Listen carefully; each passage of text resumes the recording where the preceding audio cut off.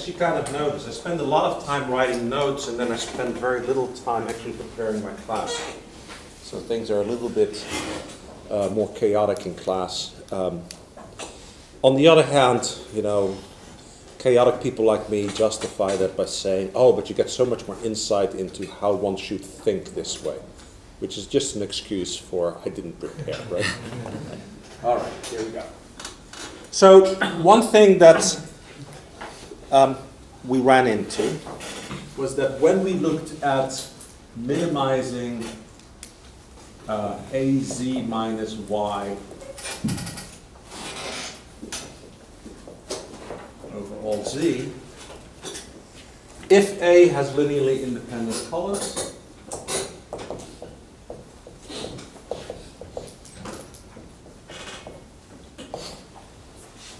let me see if I have another pen, because this one is not working all that well.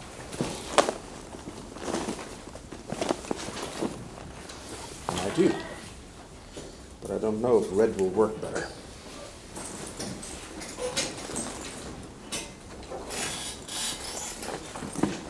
Well, I'll just have to do. Okay, can people read that? Okay? Okay. What we noticed was that the x that minimized this, let's just talk about real matrices. Solve this problem right here. Okay? Now, it turns out that this matrix right here has some nice properties. What is a nice property of that matrix that one should be able to recognize immediately? It's symmetric, right?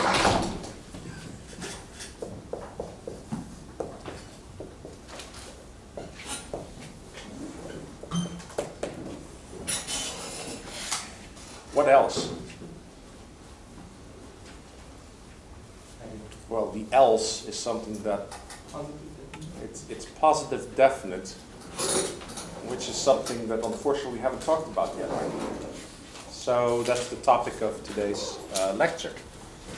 It turns out that that matrix, what I should have done to be consistent with the notes is I should have started by saying, let's change this to B.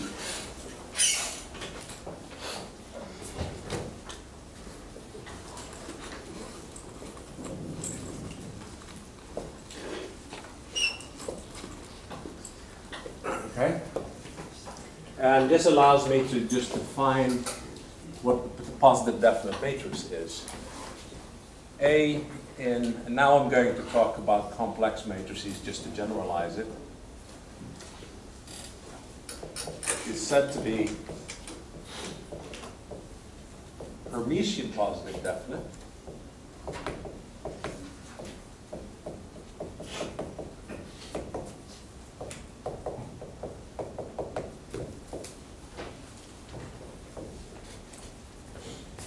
If x not the zero vector implies, or if and only if x Hermitian A x is greater than 0. Can you use a darker marker?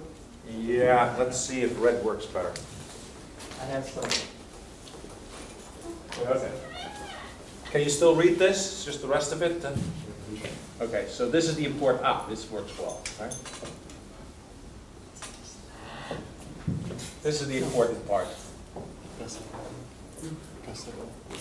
We got a better marker. Make sure you come and get it afterwards. Whose is it? Over there? All right.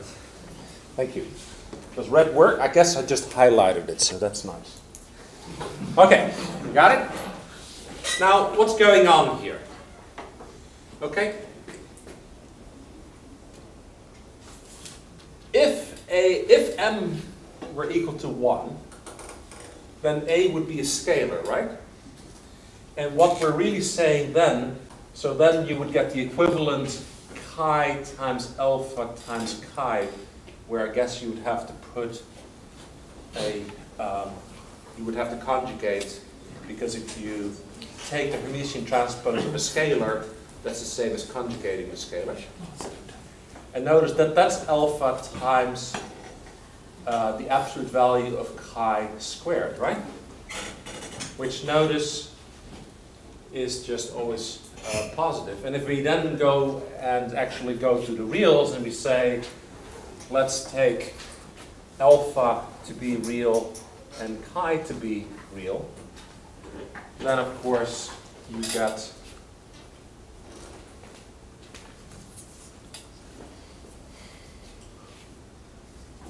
this right here. And what you recognize is that this becomes a polynomial that is concave upwards if alpha is greater than 0. So this is really the multidimensional equivalent of this. If you look at the function f of x is equal to x Hermitian transpose ax, then if A is a 2 by 2 matrix that's symmetric positive definite, what you have is a paraboloid that is concave up. And of course, in higher dimensions, it's a little hard to imagine what this is, but you get the point. Okay? And obviously, these kind of matrices may come in really handy when you're trying to minimize something. Okay. When you try to minimize a general function f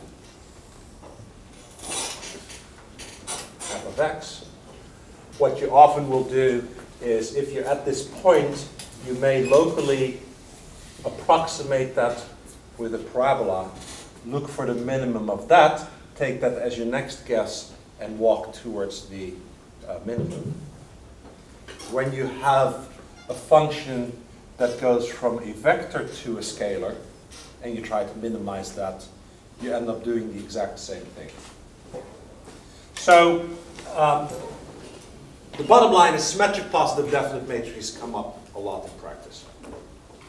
Symmetry is everywhere in nature, and actually symmetric positive definiteness is as well. So, and here is just one slightly more artificial case where it comes from trying to, again, minimize a function really, right? We're minimizing this right here. And bingo, that symmetric positive definite matrix comes in. Okay, so now, it's an exercise in the notes to show that if B has linearly independent columns, then B transpose B is symmetric positive definite. Yes? Is it positive definite or positive semi-definite? If B has linearly independent columns, then it's positive definite.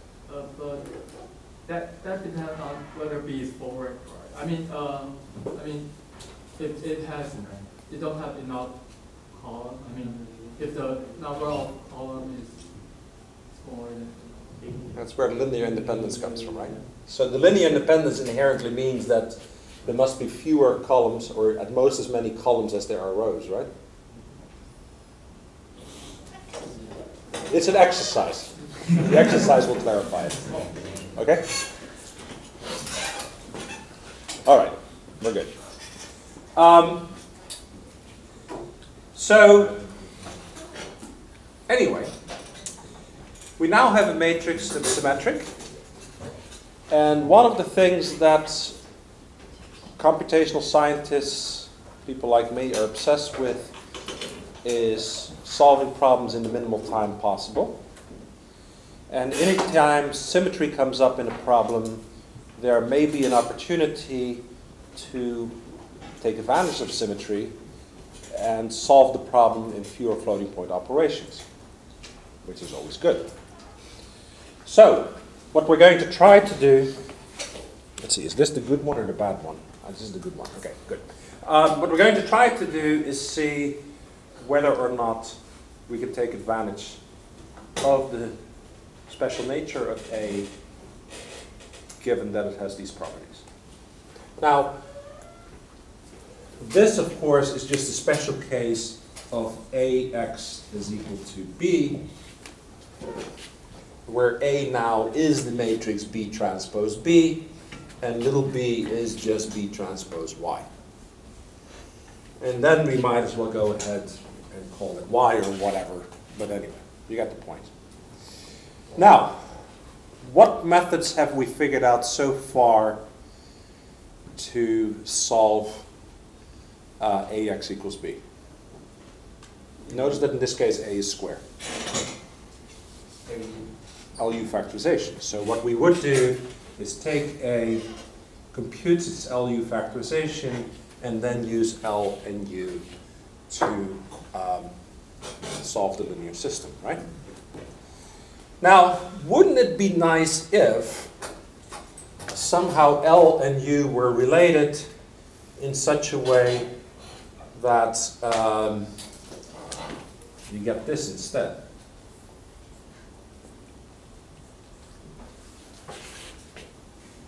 Where L is a lower triangular matrix. Now, obviously, it would be a stretch if all of the entries on the diagonal of L were equal to 1 again, which is what happened when we used an LU factorization. But other than that, that sure would be nice, right? So, there is a theorem, and that theorem is known as the Cholesky factorization theorem, which says that if A is symmetric, positive, definite, then there exists a lower triangular matrix L with non-zeros on the diagonal, such that L times L transpose is equal to A. Or, of course, if A is complex valued, then L times L Hermitian transpose is equal to A.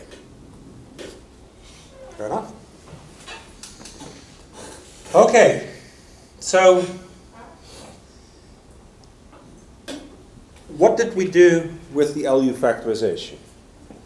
With the LU factorization, we kind of motivated its existence by relating it to Gaussian elimination. And then when we were all done, we said, oh, by the way, if you just write down A equals L times U, and you start partitioning the matrices, and you multiply things out, and you scratch your head a little bit, then look, the algorithm falls right out, or the equivalent algorithm. So what we're going to do with the Cholesky factorization is we're going to say, let's ignore the fact whether or not we know whether it actually exists. Let's just take A equals L times L transpose. We'll focus on the real case. In the notes I do the complex case. And let's push everything through. And then let's see whether the algorithm actually will always complete. And if we can justify that the algorithm will always complete if the matrix starts by having certain special properties, then we have found an algorithm for computing L. And if we've found an algorithm for computing L, then obviously L must exist, and therefore we've proven the Cholesky factorization theorem. So that's going to be the strategy. So let's just give ourselves some room.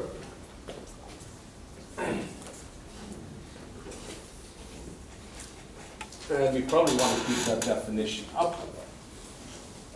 But other than that, we'll erase everything. Sorry. Question? Why is this definition different from that definition in the notes? In what way is it different? You mean because A is Hermitian? Oh, yeah, okay. So that's, I guess by saying it's Hermitian, I was kind of implying that, but you're right.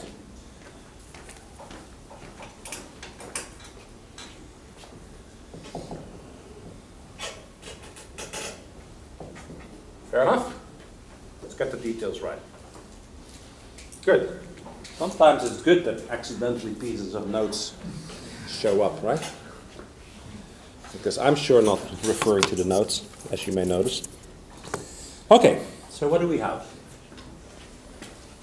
So I'm going to do this for the real case, and then you can read the notes for the complex case. So all we do is we write down A is equal to L times L transpose.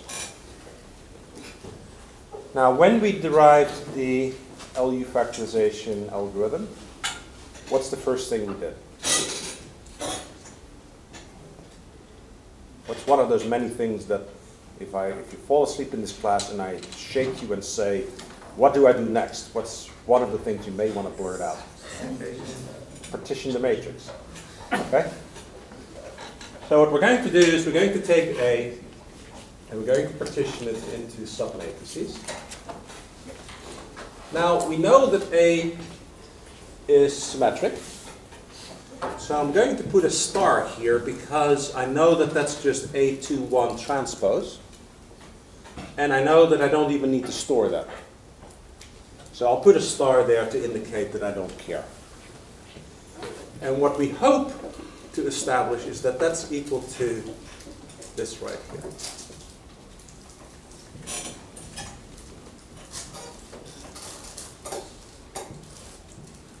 Oh, let's do it right.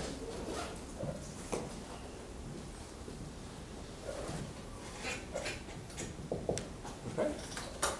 And what's typically the next thing that we do?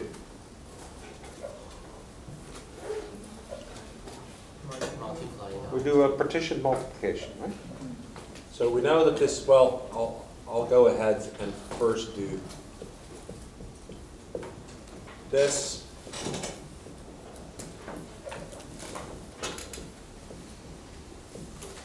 Of course, transposing a scalar is just that scalar. And if you then multiply that out, what you get is this times that plus this times that. That's lambda 1 squared. This times that plus this times that gives you lambda 1 times L21 because you can swap scalar times vector multiplication, right? And then you get this times that plus this times that, which is L21 transpose plus L22 transpose. And this part we shouldn't care about, right? Because we know it's symmetric. So what's the next thing we do?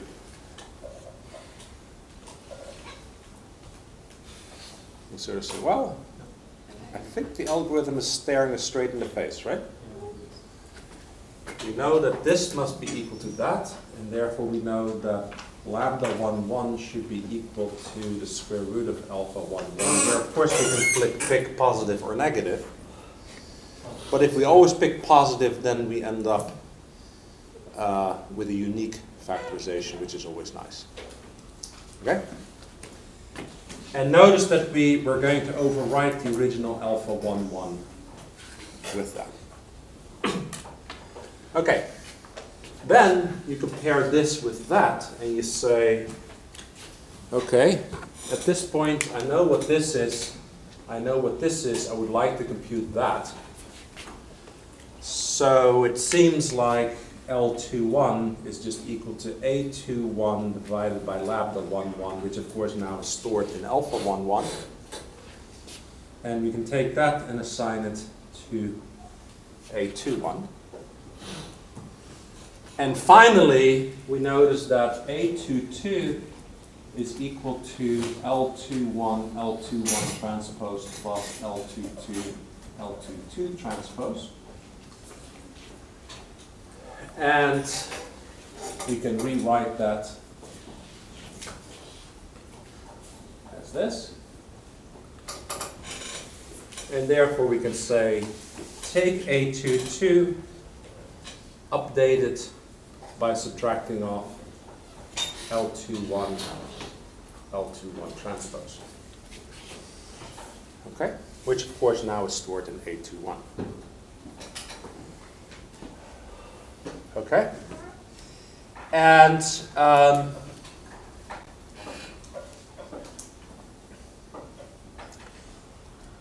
bingo, we have ourselves an algorithm because we can then always say, well, and then you continue with A22 factoring it. Because if you go ahead and factor it, then you get that. Now, if we can claim that this never breaks down, then we know we have an algorithm, and then we know that the factorization exists, right? But there are some steps that can break down. Okay? When does this step break down? Alpha 1 is not positive, right? Are we doing the complex case? No, we're just doing the real case in this case, okay? You can actually prove that alpha 1, 1 is always a real number, by the way, if the matrix is Hermitian. Okay. So we know it's real, that's not the problem. But what you're saying is we could always take the square root and end up with a complex number. Not going to happen, okay? So we want a real value down. Okay, so we can take the square root of alpha 1, 1, but it means that alpha 1, 1 must be positive. So a question then is it the case that if a matrix A, okay, let's just say A in R m by m is said to be symmetric positive definite if A equals A transpose and x not a zero vector implies x transpose A x squared at 0. I think that suffices.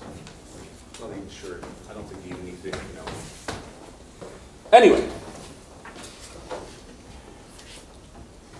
So, there's an exercise in the notes with which you can prove that all values on the diagonal are actually positive if A is symmetric positive definite.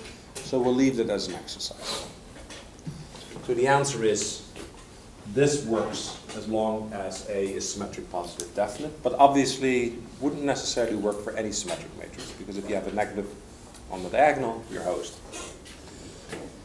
If this works, of course you can take the square root even if alpha 1, 1 is 0, but then you wouldn't be able to divide by it. So this statement here works as long as alpha 1, 1 was positive. Okay, so then obviously this statement works because that's just a rank 1 update, right? Now one important thing here is that, so what do we need to establish? We need to establish not only that this is a legitimate statement to execute, but that the resulting matrix is once again symmetric positive definite, because only then can you say, and the future steps will work as well. So we need to establish that A22 is symmetric positive definite.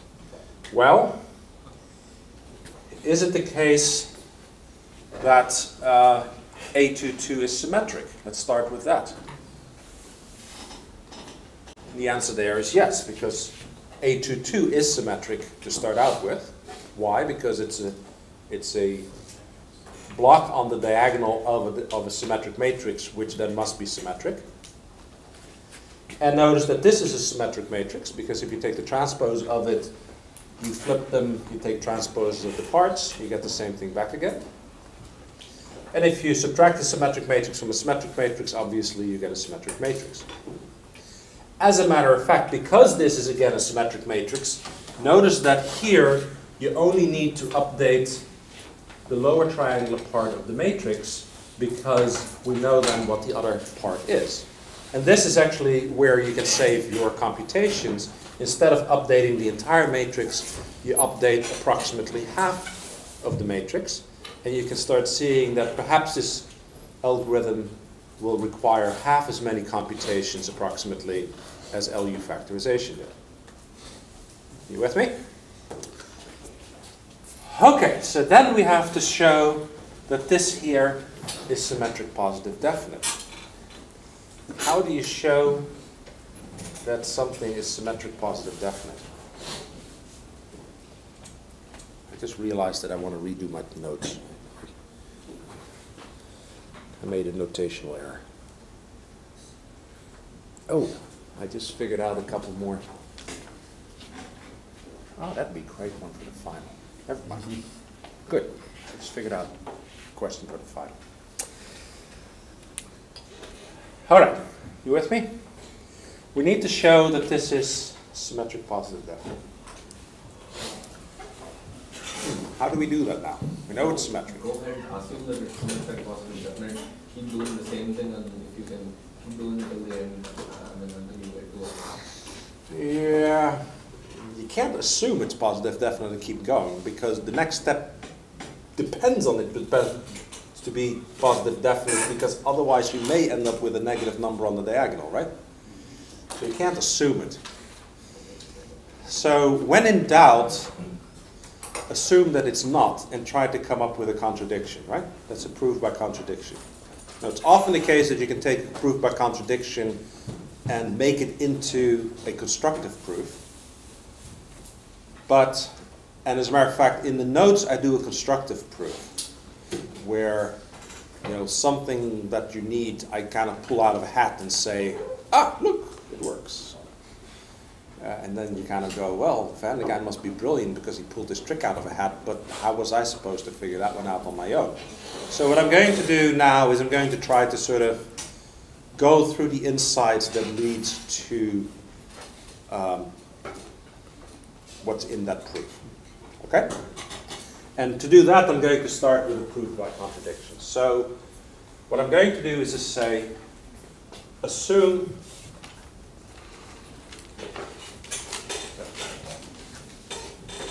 we'll call this a lemma. And the lemma is that if A is symmetric positive definite, then so is A22 minus L21 transpose. Okay? And the proof is going to go as follows. Assume, now, notice that this here can be written as A22 minus A21 transpose divided by alpha 1, 1. Right? Where does that come from? Well, pair a square root of 1, 1 with this one and with that one, and you get L21, right? So we're going to say, assume that A22 minus A21 transpose over alpha 1, 1 is not symmetric positive definite. We're going to prove that then A is not symmetric positive definite. And since that is a contradiction, it must be the case that this is symmetric positive definite. That's the standard way of doing a proof by contradiction. Okay, now, what does it mean for this to not be symmetric positive definite?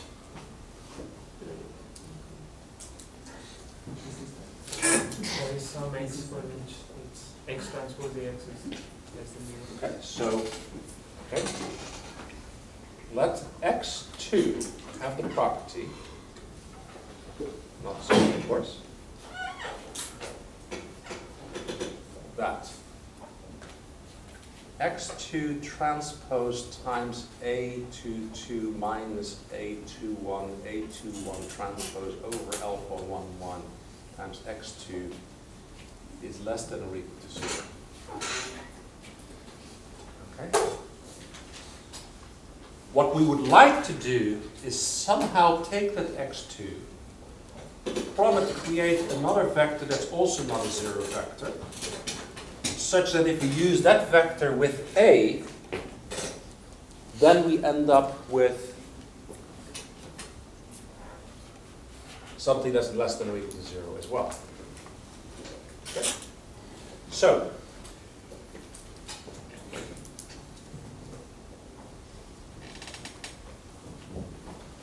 let's take that vector x2 and let's make it the rest of a vector that has the following form, so that we can look at this right here.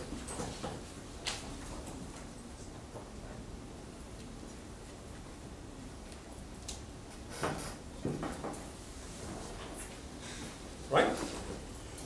If we can prove that this is less than or equal to 0, then we know that A is not symmetric positive definite, and then we know we've got a problem. Now, later I'm going to choose my chi1 very carefully to have some relation to x2.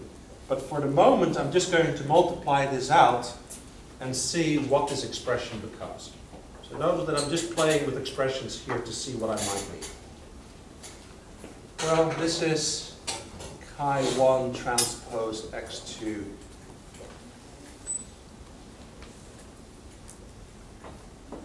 times, if you multiply this out, you get alpha 1, 1, chi1 plus a21 transpose x2, a21 chi1 plus a22 times x2.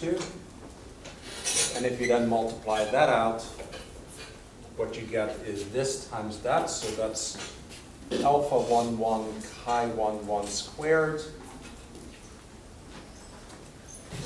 plus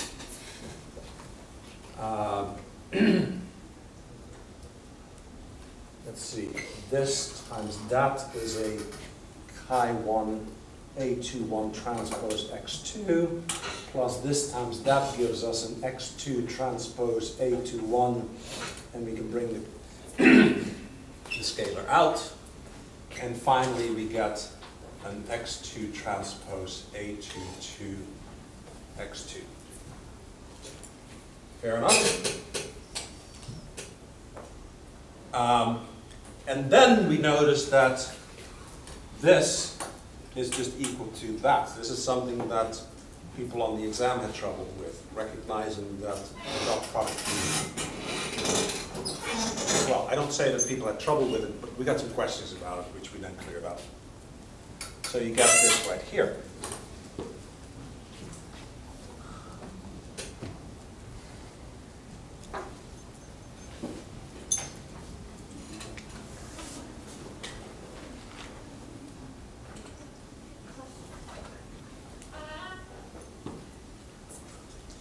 Okay? Am I missing something? There's a miss. A chi1 square. The chi1. Oh, there's a square there. Okay, good. Now, if we could pick our chi1 1 such that this whole thing boils down to A21 transpose over alpha 1, 1, then we would be home free, right?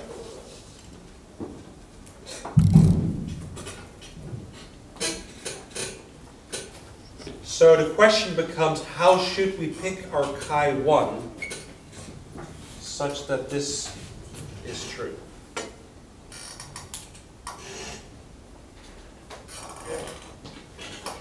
Okay?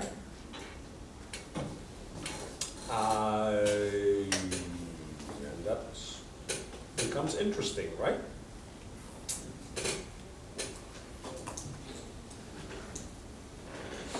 My guess is, what if we picked chi1 to be the negative of A21 transpose x2 divided by alpha 1, 1.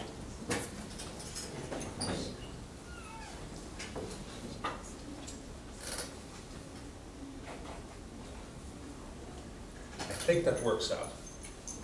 So notice that I'm kind of eyeballing this, and I'm saying, I got to somehow get rid of these x2s.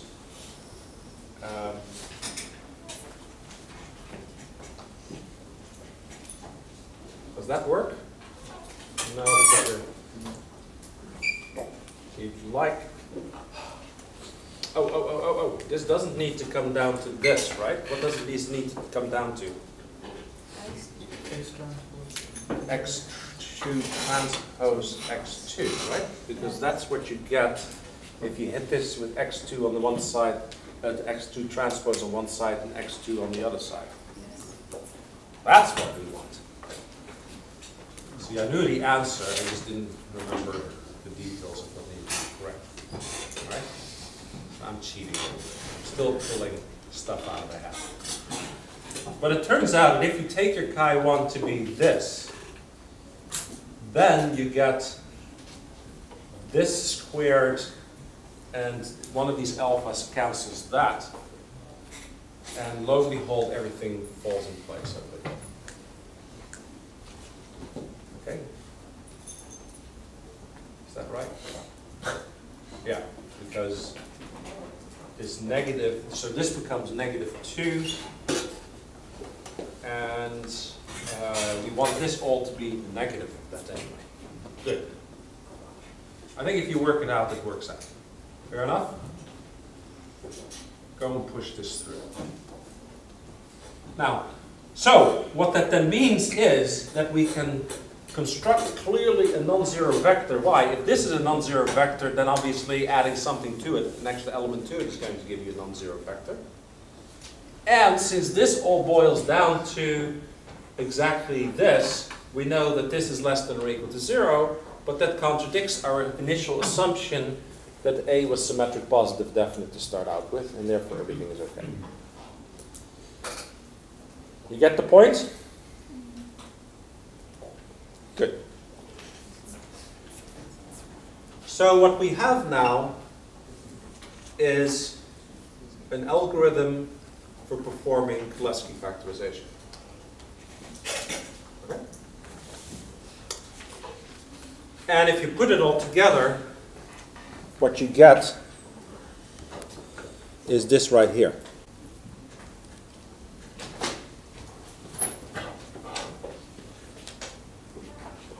Obviously, right?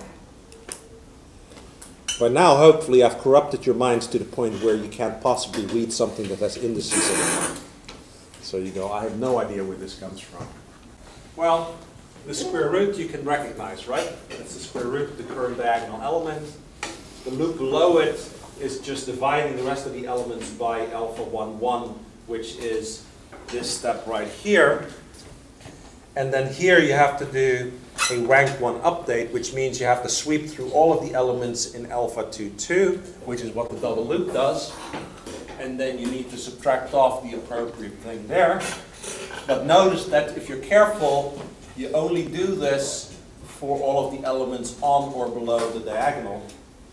And that's why the second loop starts with K. So you sweep across the columns, and then you update only the values on and below the diagonal. Obviously, right? See, I've corrupted your minds. You would much rather see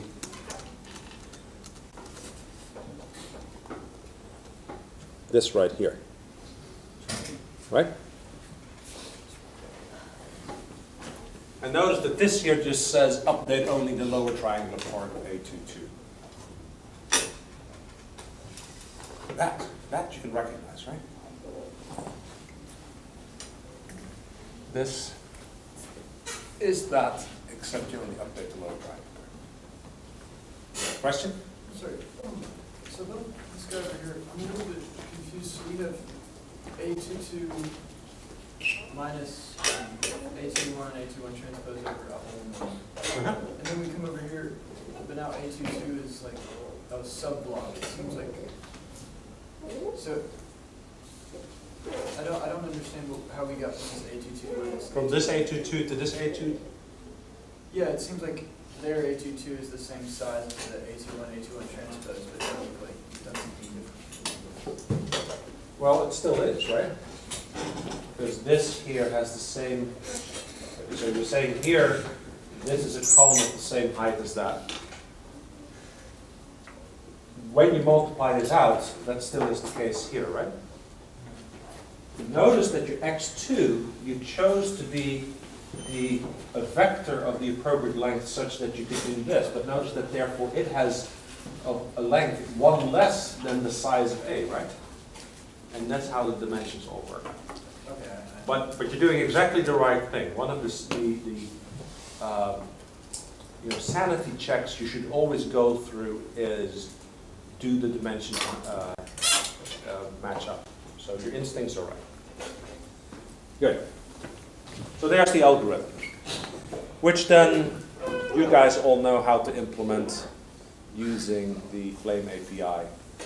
And you know that the Cholesky factorization implementation takes, what, 30 seconds? Right? And you get the right answer the first time, right? That's the whole point.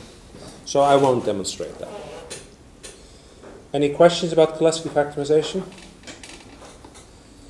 Very, very important operation. Okay. So what we do is we go on. Now, in our presentation last time, we saw that doing operations only with vectors was a bad idea because you pay the price of bringing the data in from memory, but you don't get any reuse out of it if the matrix is very large, and therefore you're going to get very poor performance, right? Which means that we know that this particular operation will get poor performance. And you should immediately say, oh, but we don't care because this is roughly n floating point operations. There are roughly n squared floating point operations here. This is where we spend all of our time, so we don't care that this was slow. We would care if this is slow. But this is slow because notice that for every element in A22, you do one multiply and one add because you're doing this rank 1 update. As a matter of fact, you're not doing it for every element in A22, you're doing it for all the elements below the diagonal. So a very quick calculation, you're doing n squared floating point operations for n squared over 2 data approximately, should immediately flag in your brain, this is a bad idea. This is going to get really bad performance. I'll probably only get 3% of peak. Not good. Okay? So, the question is, can we somehow cast this in terms of a matrix-matrix multiply, because then we'll get much better performance. And you say, oh, wait a minute, but a rank 1 update is a matrix-matrix multiply, just with only one, a matrix with only one column. I'm done. Well, not really, because you kind of noticed that the matrix had to have certain sizes in order to start getting good performance. So we need a real matrix there. So the next thing I'm going to show you is how you can very easily take the unblocked Cholesky factorization algorithm and change it into a blocked Cholesky factorization. You can prove that it performs exactly the same operation. So it's not that you're adding more computations. Merely what you're doing is you're exposing opportunities for performing a matrix-matrix multiply. Okay? So to do that, I'm going to erase all of this, but I'm going to leave that so that we can compare and contrast the methodology for coming up with a blocked algorithm with that for coming up with an unblocked algorithm. Okay, so to come up with a blocked algorithm, you again write down A equals L transpose. But what you do different is, instead of picking off a single element here, you pick off a block, a square block.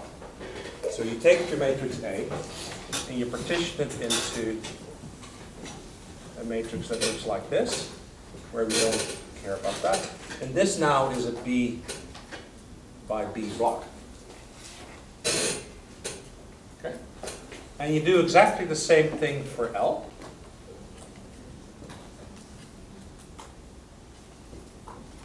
Where this again is a B by B block.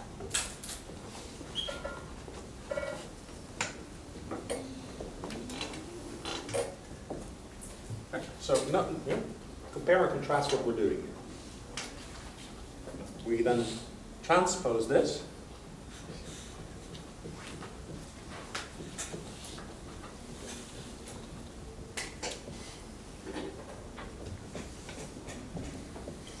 So here it's important to realize that when you transpose a matrix, you transpose the symbols, but then you also have to transpose each of the individual entries. Okay. And then you do exactly what we did there, which is you multiply it out.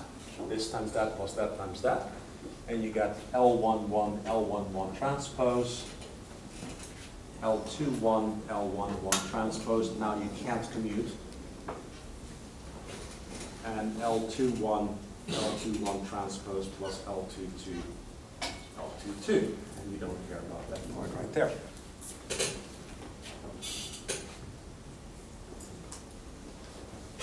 Okay. And then you compare what's on the left with what's on the right, and let's actually explicitly write this out. You know that A11 must be equal to L11 L11 transpose. A21 must be equal to L21 L11 transpose. And A22 must be equal to L21 L21 transpose plus L22 L22 transpose. And what did we do here? We said we know what alpha 11 is. We can come up with what lambda 11 is. Here we know what A11 is. We'd like to come up with L11 and L11 transpose. Well, just with L11, right? How would we do that?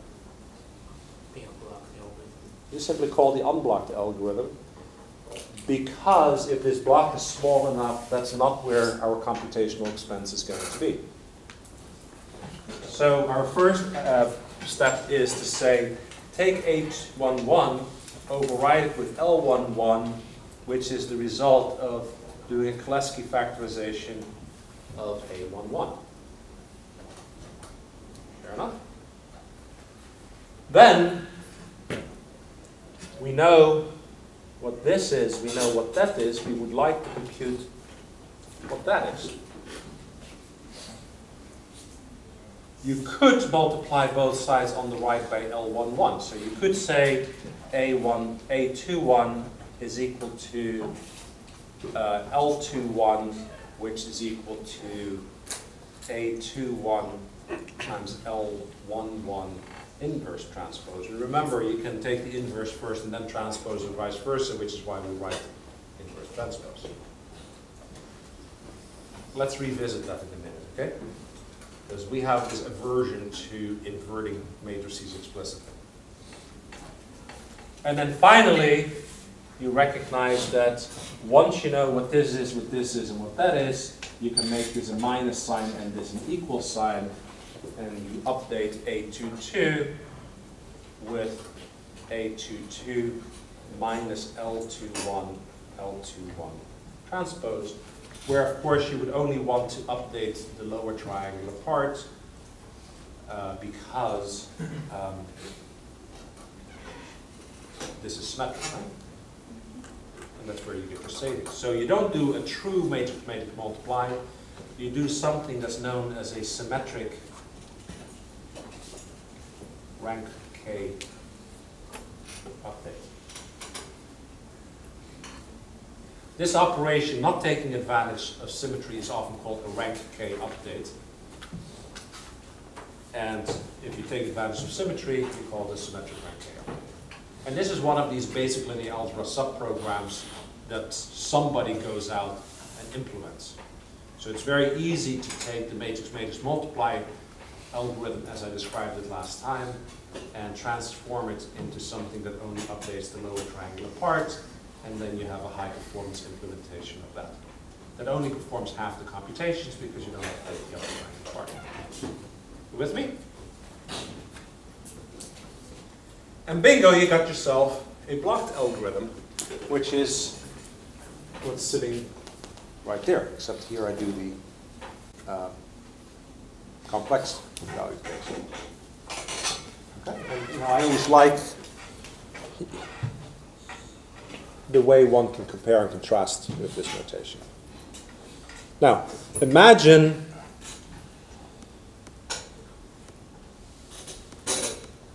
I mean, even if you use MATLAB-like notation where you give ranges of values, etc., how many people would be willing to put $100 on that I got that algorithm right?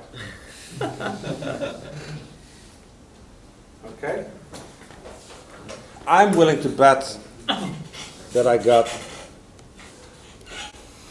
this algorithm right, except that you have to leave the room because you always catch me on little mistakes. Okay? You got the drift? And you can imagine, now you understand when you went to the Spark webpage, what it meant to choose a blocked algorithm. What it gives you is a code skeleton to implement this. Okay?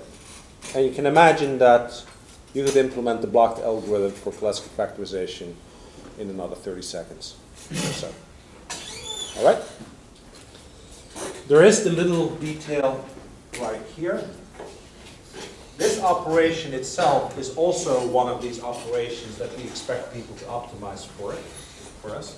And it's known as a triangular solve with multiple right-hand sides.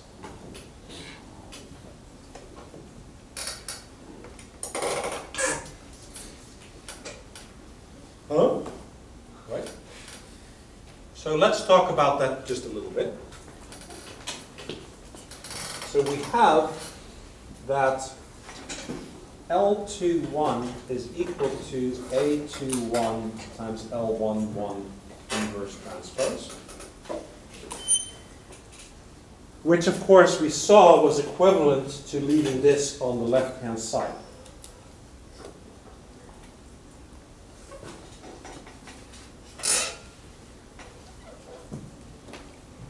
And let's make this more generic. And let's think of this instead as X times L transpose is equal to some matrix B. Fair enough? And then let's take transposes of both sides.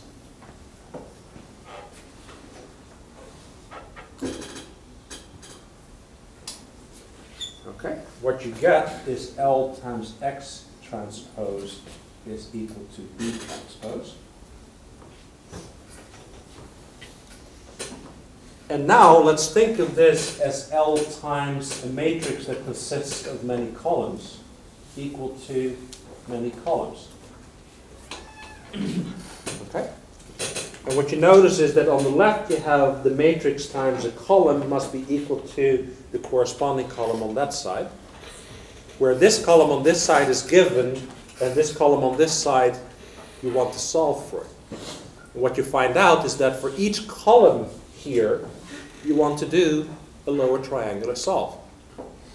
Which really means, of course, that you want to do a lower triangular solve with each row of this matrix right here.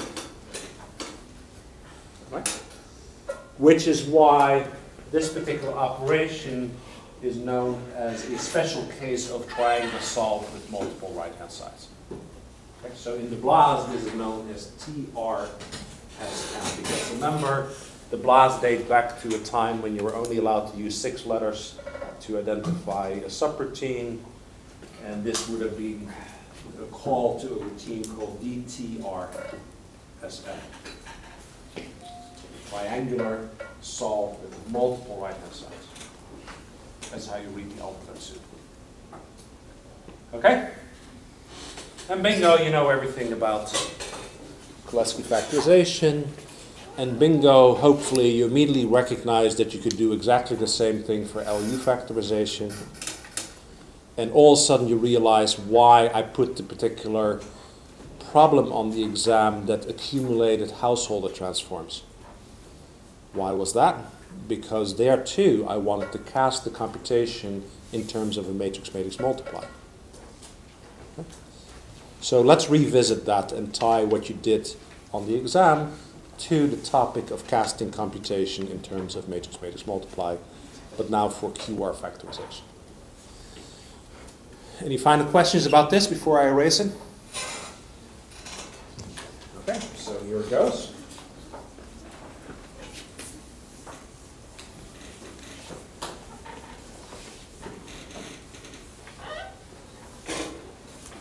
So let's revisit QR factorization via householder transformations. Okay, remember that you start with a matrix A.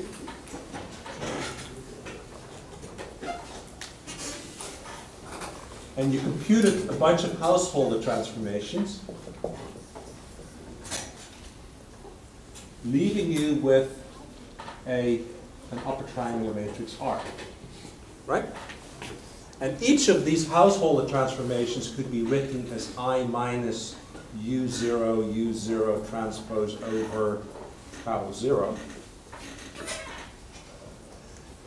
And what you now notice that if you apply these one at a time to A, then we saw that inherently you had to do a matrix vector multiply, or rather a row matrix times a row vector times a matrix multiply, which of course if you transpose everything becomes the transpose of the matrix times a vector multiply, using a trick similar to what we did, what I just erased. And then you had to do a rank 1 update. Now both the matrix vector multiply and the rank 1 update are going to get lousy performance because you're doing order n squared computation on the order n squared data, and therefore you know you can't get good performance if you have to feed the beast out of main memory. What you did for the exam was you showed that you could compute k of these and create a matrix that looked like this.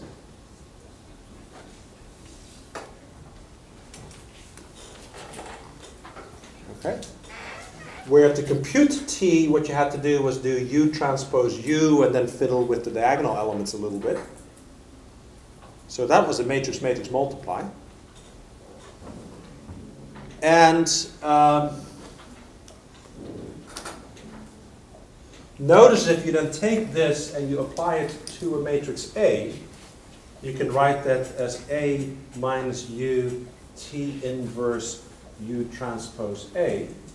And this right here is a matrix-matrix multiply that would create an intermediate result W. This right here would be, again, a triangle solved with multiple right-hand sides in the same vein as what we just discussed.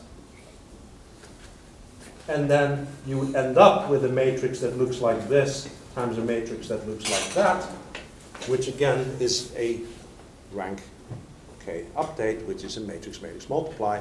And all of a sudden you have cast most of your computations in terms of matrix-matrix multiply. So that's why I had that exercise on the exam, because now in a matter of 5 minutes I can explain to you that QR factorization via householder transforms can also be cast in terms of matrix-matrix multiply. You good? The only catch is that while for Cholesky factorization you can show that you're performing exactly the same computations and therefore you're not performing any additional computations and therefore it's purely that you're now performing them faster, here there's a certain amount of computation that you must perform in order to compute T. So now you're actually adding additional computations that you need to perform, which if you analyze it is a lower order term, which then allows you to compute most of your computations much faster. And typically there's a net benefit from doing that. Okay? So, LU factorization with partial pivoting, Cholesky factorization, QR factorization can all be cast in terms of matrix-matrix multiply, which is a good thing because then you can achieve extremely high performance, and that makes the taxpayers happy because now you're using the equipment that you bought with NSF money efficiently. Right? It's bad because it may make your laptop overheat and burn on down. And, you know, you get these things, right? As a matter of fact, many years ago, I worked with somebody at Intel on a fast matrix multiply routine, and I would time it against what at that time was thought to be the speed of light. And I would time these on my laptop, and I would time their implementation, and then I would time my implementation, and back and forth. And I would always know when we were timing their implementation because the fan on my laptop would kick in because it would run hotter. Okay? So it's not only that actually you get better performance out of your processor, but you actually use less power along the way as well, which these days is a real concern. Okay.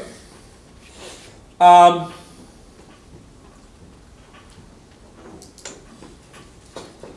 think we're pretty much there.